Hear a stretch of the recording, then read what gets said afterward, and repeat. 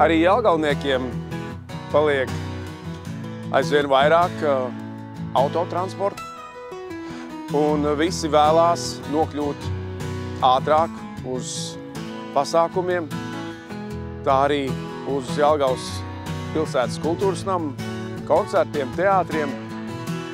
Un jāpiekrīt, ka stāvlaukuma autotransportam nav pietiekami.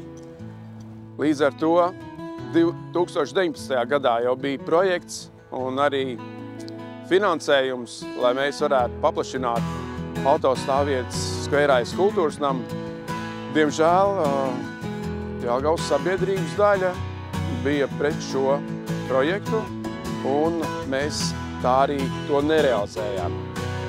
Ir ieceres, un es domāju, ka tuvākajos gados mēs varētu izveidot autostāvvietas kultūras nama priekšpusē, lai arī apmierinātu sabiedrības daļu, kura bija pret koku ciršanu Jelgavas pilsētā netālu no kultūras nama.